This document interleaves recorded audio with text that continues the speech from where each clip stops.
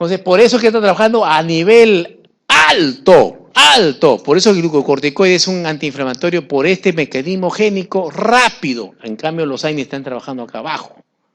No deja que se libere ácido araquidónico. Pero de todas maneras hay esta vía, ¿no? Pero es mucho más efectiva. Entonces, el otro que nos interesa es para el asma. Pues el asma tiene la capacidad de inhibir la infiltración pulmonar de células inflamatorias, macrófagos, monocitos. Al disminuir eso, entonces no se va a sintetizar esta citocina derivados de los linfocitos TH2. Y esto va a indicar que haya menor reclutamiento, menor síntesis de inmunoglobulina, indirectamente incitas de las interleucinas, porque las interleucinas, ¿te acuerdas que eran las que activaban las COX-2? Entonces hay más se hace el ciclo después de proceso inflamatorio. Entonces hay que inhibirlas, hay que inhibirlas. Y además también las citocinas I3. Y eso hace que sea rápido, ¿ve? Entonces se mejora a los alergenos cuando haces ejercicio. Ya puede un poquito mejorar, correr su paciente. Todo esto es los mecanismos en realidad, ¿ya? Se comprobó que el 25% de la beclometasona que se alcanza a los pulmones, ahí se metabolizan, y por hidroxilaciones simples, ¿ya? Es elemental medir el tamaño de la partícula, 5 micrómetros, 5 micrómetros de beclometasona, fluticasona, budesonida, cualquiera inhalatoria, va a tener efecto solamente a nivel local, que se dice. Pero si ya cada partícula de la beclometasona mide más de 20 micrómetros, si ya se está acumulando en la boca, entonces lo estamos deglutiendo. Y eso poco a poco vas a tener los efectos sistémicos. Esto sí, ese es un detalle que tiene que tener en consideración cuando estás dando inhalatorios. Por eso el control de calidad tiene que ser real en esos medicamentos. Acá estamos viendo que todos tienen un efecto presistémico, como hemos encontrado, y esto es importante, la budesonida y fluticasona, que se metabolizan a nivel hepático, a diferencia de la beclometasona. Cuida tu hígado, que esté concentrado donde tú quieres, porque esto de todas maneras va a llegar al hígado. ¿Ya? Entonces, te queda con tu beclometasona, y esto solamente para que veas el efecto. ¿Cuánto dura? El efecto no está en relación al tiempo de vida media. Una vez al día es suficiente, 400 es total, pues 200 microgramos en la mañana, 200 en la noche lo proteges. ¿Cuál es el problema que tienes? Recomendar cada vez que haces las asignaciones con las camaritas, tienes que tener paciencia de escribirle, señora, tiene que lavarse después de hacer eso, lavarle la boquita del niño con agua tibiecita es suficiente. Y algunos se recomiendan cada semana con su bicarbonato, al final de cada semana. Pero es suficiente con agua. Para evitar esto, pues, ¿te acuerdas que estás haciendo el efecto inmunosupresor? Entonces te va a disminuir los T. Entonces, ¿qué va a aflorar? La cándida, pues. ¿Ya? Y aquí, acuérdate que cada vez que inyectas, cuando haces esas infiltraciones, ¿cómo se van haciendo los músculos, amigos? Se atrofia, pues. Entonces, la cuerda vocal también sufre eso, pues. Por eso hay torrefleja, hay afonía. Eso tienes que cuidar, eso. Por eso es importante esto. Mayor de 400, cuando la mamá se desespera, pues. No le calma con uno, no le pone con otro, le pone más. Y recién va con 4 o 6 puffs al día. Recién va Entonces, tienes que educarla que si no hay, es porque está fallando algo. Entonces, que vaya al hospital para que puedan ahí nebulizarlo adecuadamente. Y aquí siempre escucho yo, no, que este de acá es más potente que la beclometasona. Un momentito. Hay las equivalencias, ya no hay que sea más potente. Es potencia en función al receptor y el efecto, pero hay un estudio de equipotencias. Entonces, tú reemplazas. Venía tomando triancinolona de 400 a 1000 microgramos por dosis. Lo reemplazas por tu beclometasona que llega a lo máximo. Esta es la equivalencia que está haciendo esto. Y la fluoresceína, igualito versus esto. Se acabó. Y tienes a dosis bajas, dosis medias, dosis elevadas. Con esta dosis ya te estás acercando a que puedas tener efectos mucho más sistémicos, que no quieres, porque tú no buscas eso, ¿ya? Entonces, esto se incrementa, mira, hasta las pseudomonas, se van los virus y hongos, supresión de la respuesta a lesión, por eso que no cicatriza adecuadamente, desarrolla úlceras gástricas por dos motivos: aumenta la secreción de ácido clorhídrico y además el glucocorticoide es ácido, no es neutro, es ácido. La acetona se vuelve ácida. Y además, esto pues las veces que tú sabes, ¿no? Ese es el riesgo que tú te corres. La atrofia, que es importante. Esto había una discusión, una época, cuando se traía la gente de afuera, se decía, y una brasileña decía, no interesa, porque al final el tamaño va máximo en el niño, va a ser que sea 1 centímetro menos. Sí interesa, muchacho, porque yo en mi generación, en los 80, 1,70 m éramos altos, ahora somos unos piolines. Los chicos ahora son 1,80 m mínimo, ya somos chatos nosotros. Y yo miraba a mis compañeros por encima, así. Y cuando me di cuenta, en los 80, cuando era la profesión del Señor de Lourdes, nosotros cargábamos, pues, 1,70 m decían todos, orgullosos salíamos a cargar, así. Volví después de 10 años. Voy a mi esposa y le voy a cargar, así, ni en la cola. Oye, todos los chicos, para ir así, no, lo mira, ya no, pues. Estaba como en la época de Jackie Chan. En una película que sale tremendo grandazo y él sale en la colita, riéndose, ¿no? Me hizo reír, pues. Ahí me di cuenta la generación. Cada 10 años, cada 5 años las generaciones son 5 centímetros más. Qué bueno. Por eso todos ustedes son altos, pues. Y entonces, y encima, después de mis 40, 1 centímetro menos. Entonces, ¿en qué te vas a quedar? En un piolincito, pues. ¿No? Usted ve al doctor Castañeda de 1,65 m y era otro 1,60 m, así ya está el otro. Es así, pues, ¿no? Entonces, para evitar eso, no te olvides, de partir de los 40 años, como un deportista tienes que ser. Tus 2 huevos en la mañana, huevo duro. Proteínas, no dejes que la gluconeogénesis te gane y tus músculos se queden sin proteínas. Si tú dejas de comer eso, entonces la glucosa, tu cerebro nunca va a dejar de tener glucosa. ¿De dónde lo agarra? De la vía de la gluconeogénesis que te enseña tu profesor de bioquímica que te florea. De acá, pues, dice, vía de la gluconeogénesis es la que se forma la glucosa a partir de sustratos que no sean carbohidratos. Proteínas y grasas. Lo va a convertir. Entonces, tienes que consumir porque tú mismo te vas a dar cuenta que es eso. Y tu ejercicio físico. Para fijar tu calcio en tu hueso, necesitas tus hormonitas. Y para que salgan tus hormonas, tienes que estimularlo con el ejercicio adecuado. No, por eso al abuelito nunca hay que dejarlo sedentario. Nunca. Y esto es importante, acuérdate que cada vez que das glucocorticoides estimulas al AMP cíclico para que se sintetice ARN y eso va a producir la hiperglicemia, muchachos. Acá está bien esto, ¿ya?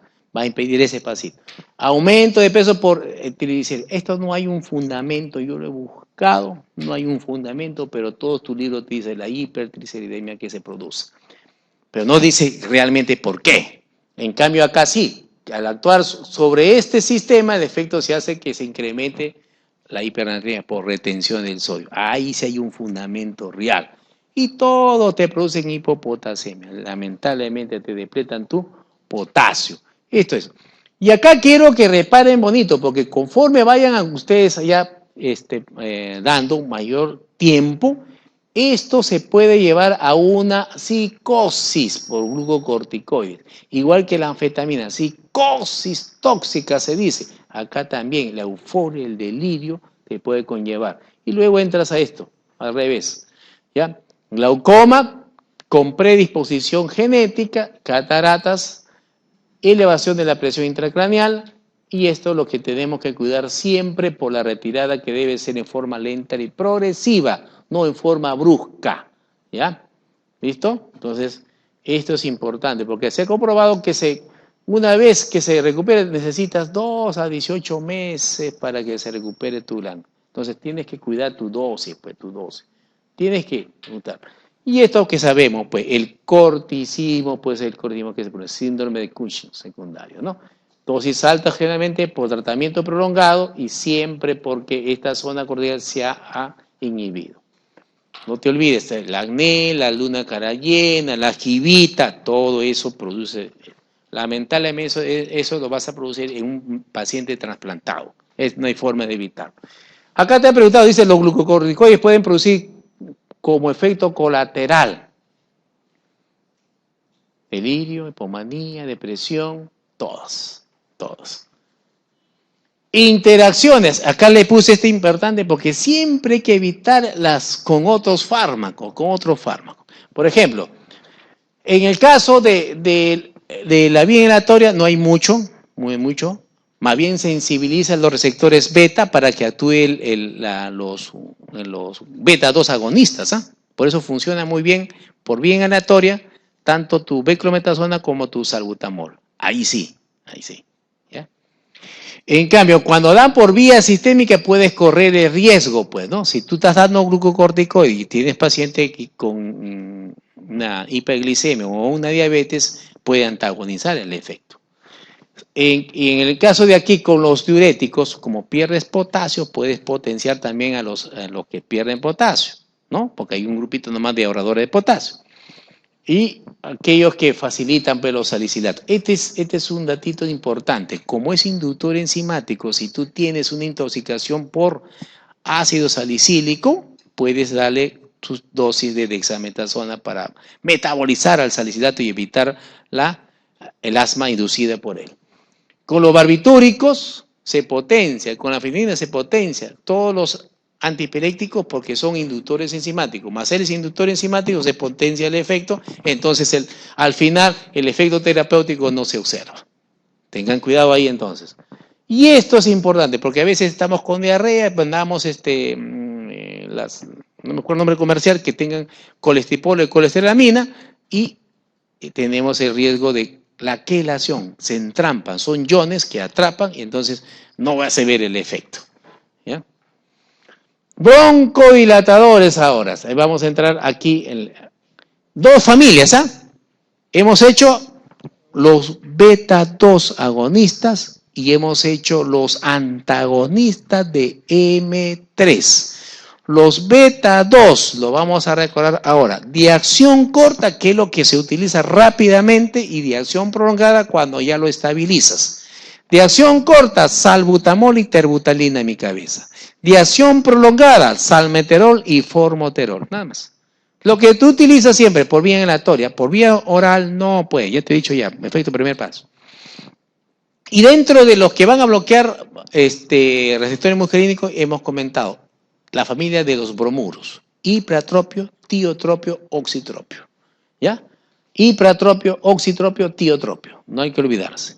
Cuando, yo he visto ahí cuando se desesperan, no hay forma, no responde con todo esto hasta las aminofilinas. Si alguna vez has usado esta, la aminofilina, es muy tóxica, muy cardiotóxica, pero ¿qué te queda? Antes que un paro, usar. ¿Ya? Esto es solamente para prevenir. Hay dos formas, ¿ya? Hay dos formas. ¿Lo traje acá? Sí, acá está. Aquí está. Dos formas.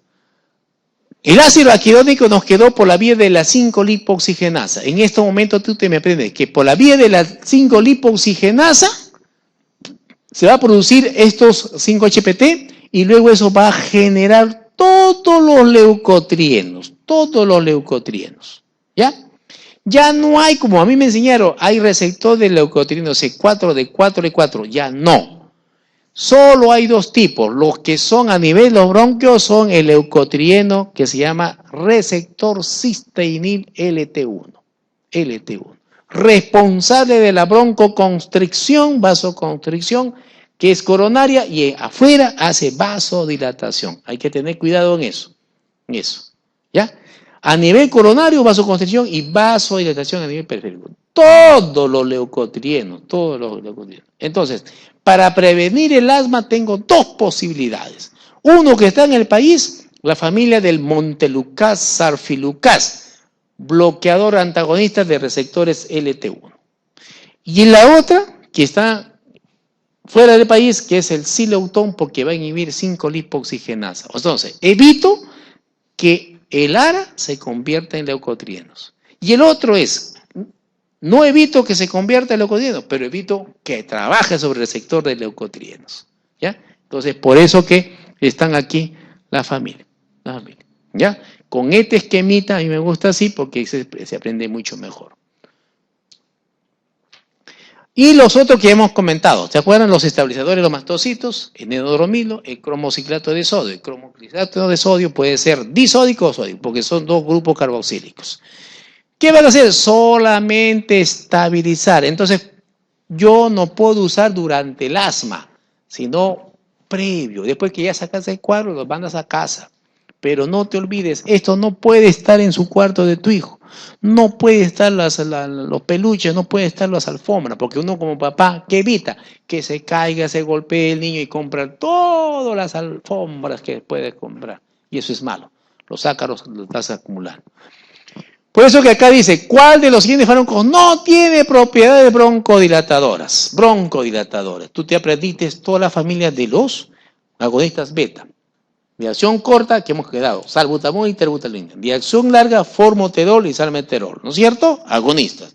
Y dentro de los anticolinérgicos hemos quedado todos los bromuros, hipratropio, tiotropio y oxitropio.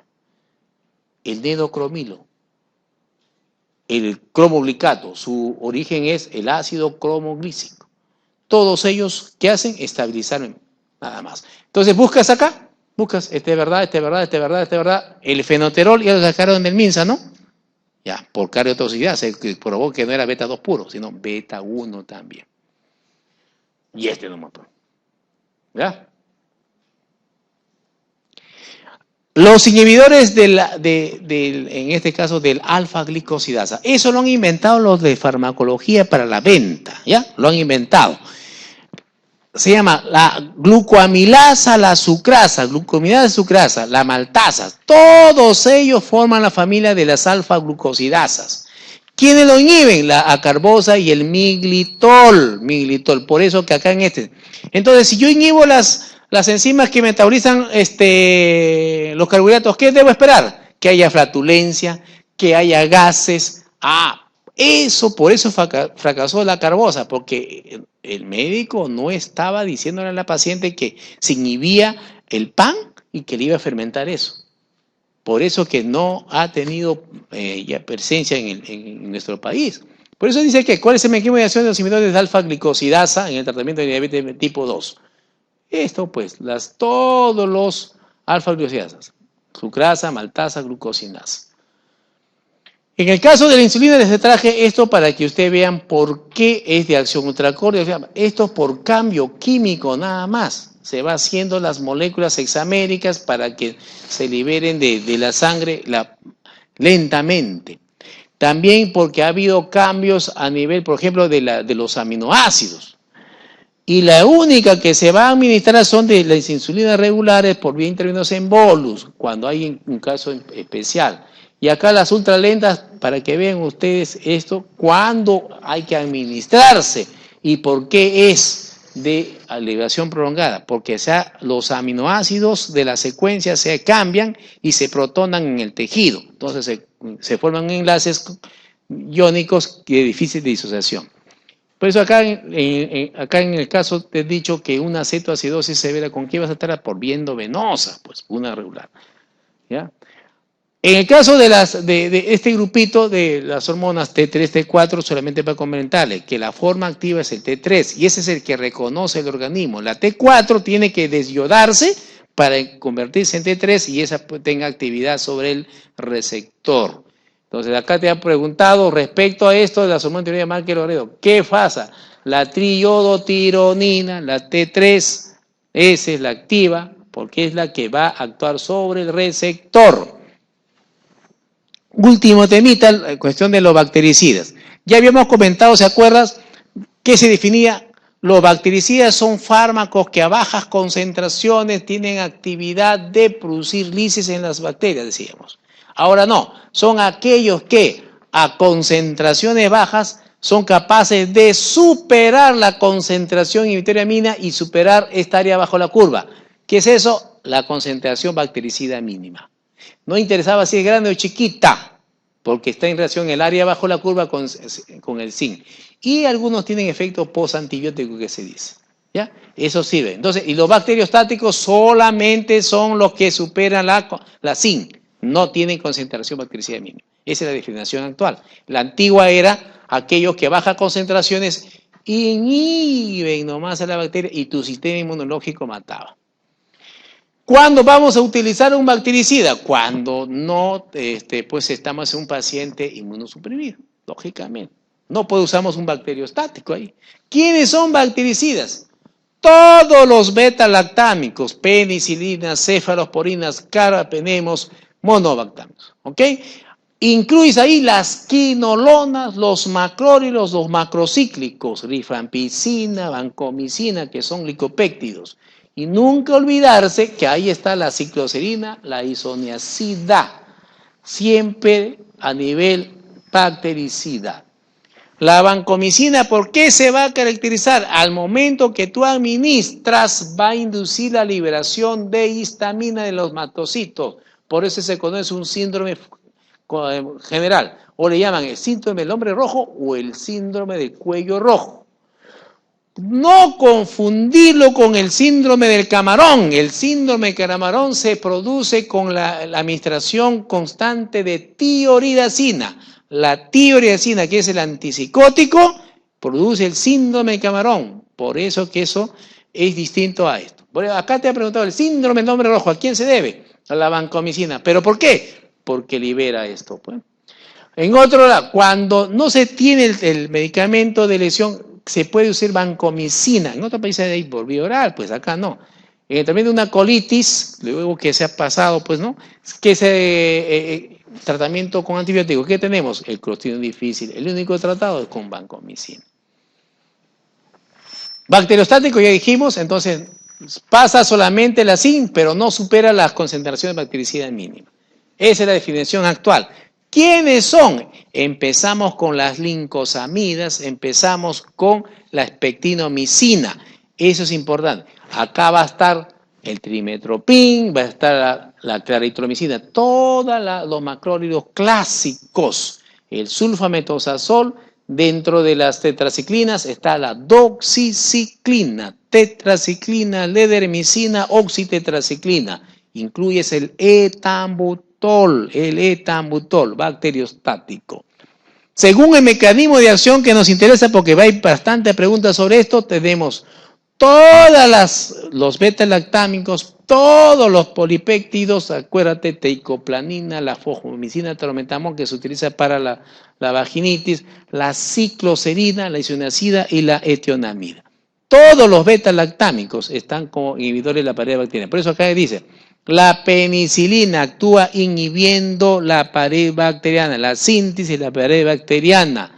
Los alimentos que no alteran a las penicilinas son aquellas que están por vía oral. Escúchame.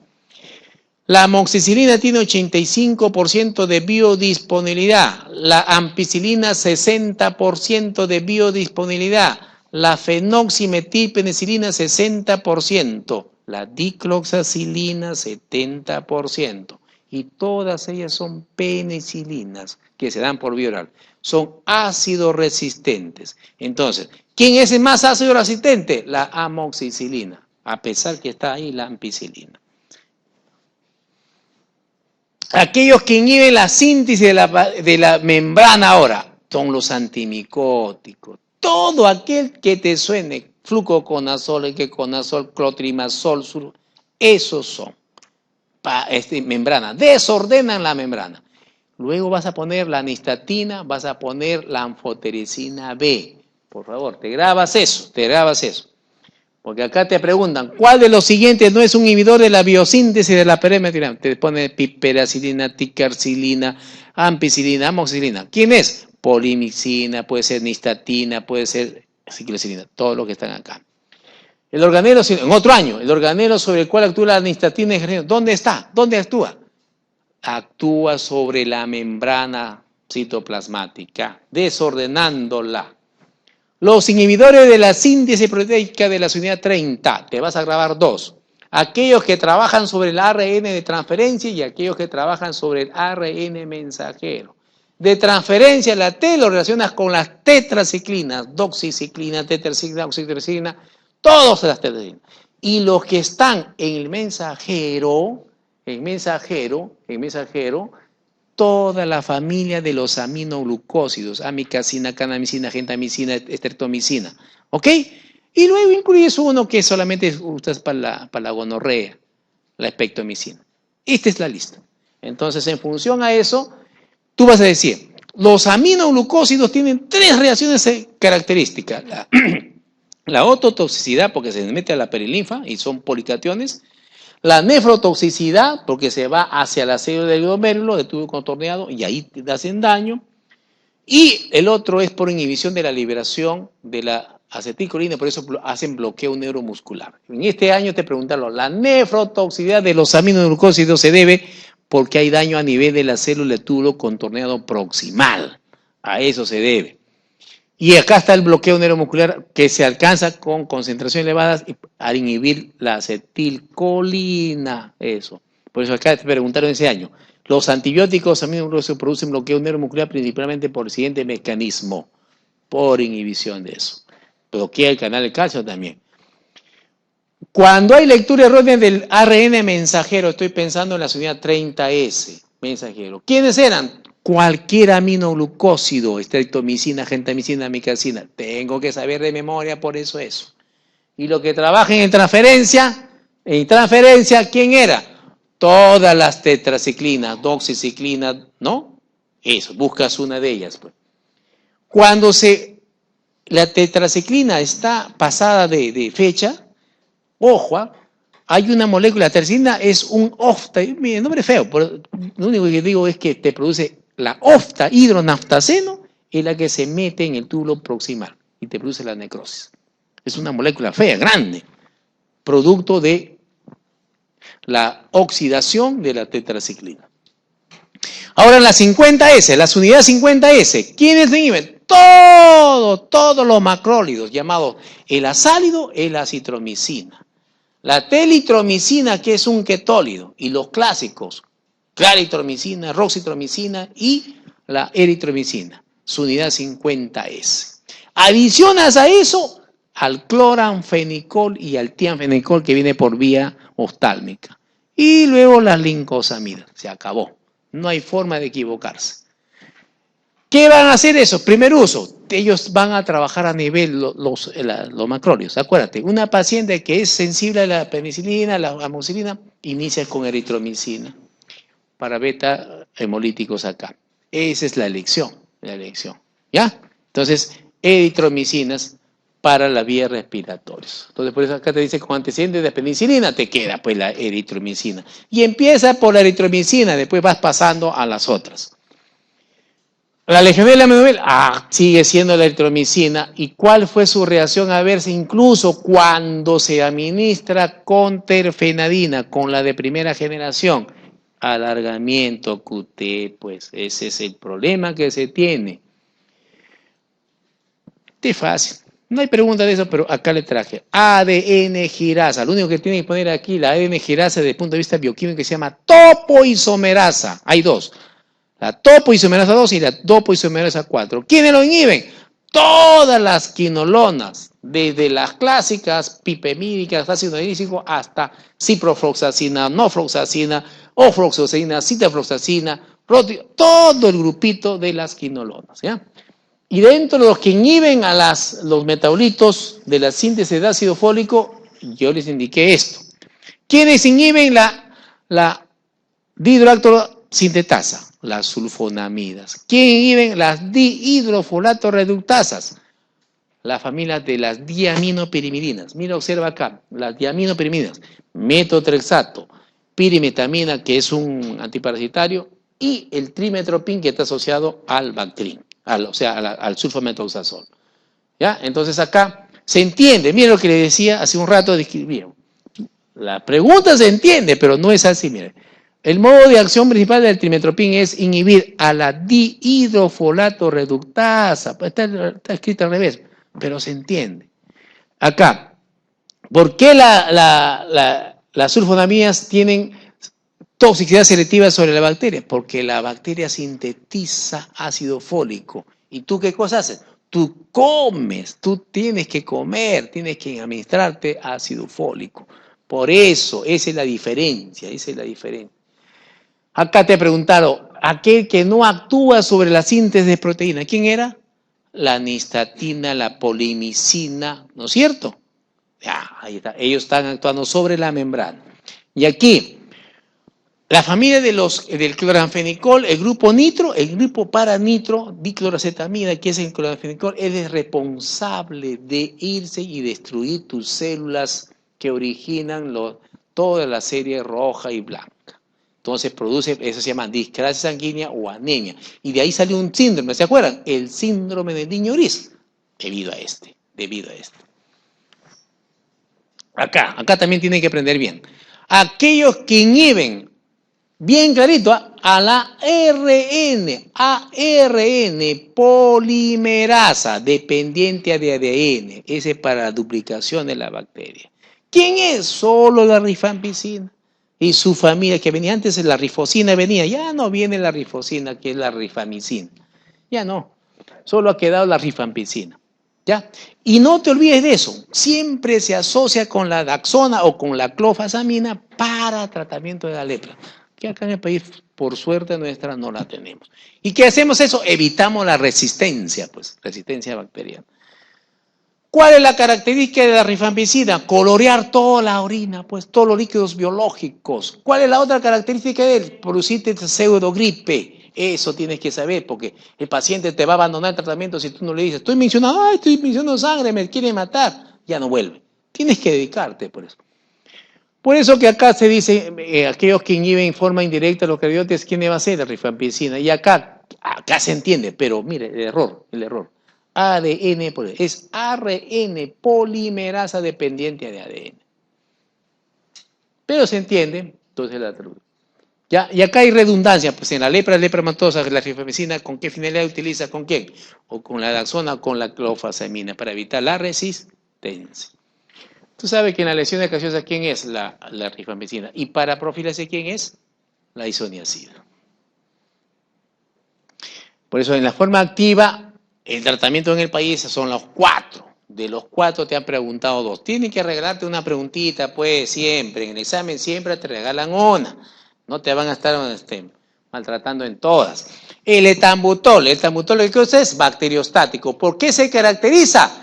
Porque se va acumulando en la retina y sobre todo a nivel del el ganglio retrovulvar. Entonces, ¿qué te genera? El pseudodantolismo. No diferencias de color rojo-verde.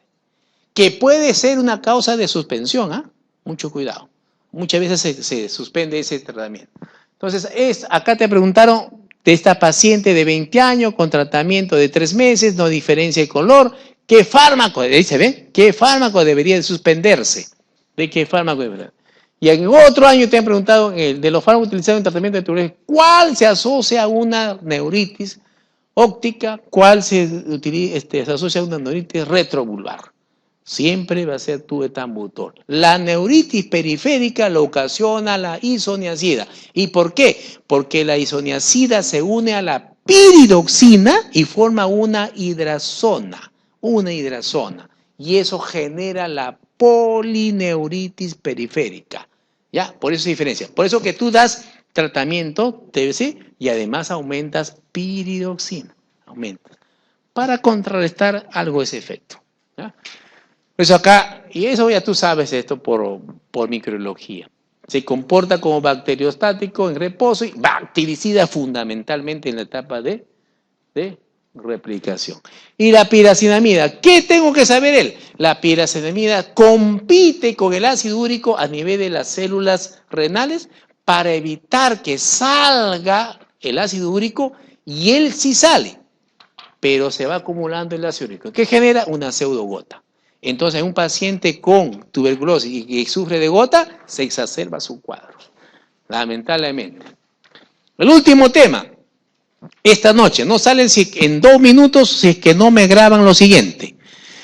Primera, segunda y tercera generación. Primera generación, cefalosporina de primera generación. Rapidito.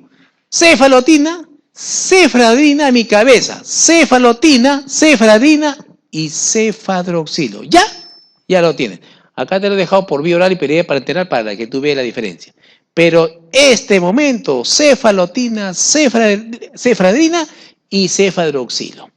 Segunda generación. A la cabecita. Dos quiero, cefuroxima y el cefaclor, que se parece a la amoxicilina. Cefuroxima, cefaclor. Y ahí me adiciona la cefocitina, gran negativa anaerobia. ¿Ya? Este es importante. Ojo, mire lo que te estoy diciendo. ¿Eh? En el caso de la cefocitina no es en realidad una cefalosporina, sino es una cefamicina. Pero no importa, por razones de estudio, tú dices que la cefocitina, la cefuroxima y el cefaclor son de segunda generación. Tercera generación, 3. Ceftazidina, ceftriaxona y este de acá, cefotaxima, ceftriaxona, ceftazidima. Este te va a salvar de todos tus pseudomonas hospitalarias. Déjalo ahí. Y este te debe salvar tu neumonía y tu meningitis. Déjalo, no lo des por vía oral para enterar que lo veo que ahora están recetando en las farmacias. No cometas errores. Y tu cuarta generación, 2, cefepima, cefpiroma. Se acabó. ¿Ya? Y la de quinta, la ceftarolina, que es un buruburu. No superaba a nadie. Segundo datito que tienes que saber para desarrollar esto. Cefuroxima, segunda, cefepina, cuarta, ceftazidima, tercera, cefadroxilo, primera. Por eso, pues. Entonces, ¿cuál es? La C. Si no, no puedes desarrollar, tienes que grabar. Ahora, va a aumentar el espectro en función a la primera generación. Fundamentalmente es gram positiva. Segunda generación. Ninguna cruza la barrera hematoencefálica. Segunda generación, la única, la cefuroxima cruza. La única. Ya va ampliando hacia gran negativa e inclusive gran positivos anaerobios. Poquito. ¿Ya? Entonces, ahí quien va a ir va la cefocitina. La de tercera, amplías más. Ya tú sabes toditas. ¿Ya? Y acá dice, no me des para este que encontré, lo traje acá porque está dando para la gonorrea. ¿Cómo no des esas cosas? Por favor. Y la cefepima va a disminuir un poquito el espectro, pero sí tiene mayor acción que la de tercera. Entonces, va aumentando el espectro, ¿eh? Ya. Entonces, como ya lo sabes, ahora sí me puedes dar. La que va a actuar como antipseudomona, te he dicho que es la ceftazidima. Entonces está en el catéter, está en el paciente quemado. Ah, ya. Entonces, cuando tú encuentres eso, vas a decir, eso doy, mi ceftazidima. Acá te pedí que tú ordenes de mayor a menor espectro. Entonces, ¿qué vas a buscar? Cefepima o cefpiroma primero, a la cabeza. Y luego de ahí, tercera, ceftriaxona, ceftazidima. De terceras, la segunda, cefaclor, cefuroxima, ¿no es cierto? Estás buscando cefocitina. Y la primera, cefalotina, cefradina o ya. Entonces, ¿cuál tenemos? De mayor a menor. Cefpiroma, ceftriaxona, la B. Farmacolección de gran negativo anaerobio, cefocitina, le dije. Ahí pongan un paréntesis, esa es la de elección. Ojo, que puedes irte por la cefuroxima, pero es mejor esta. Pacientes con quemados, ahí está, pues, compromiso en el catéter, por eso tienes que estar diciendo a la enfermera, cambia el catéter, que no se infecte el paciente, porque si no, estamos en eso. Muy bien, muchachos, nos hemos pasado un poquito, pero muchas gracias, nos estamos viendo en la próxima.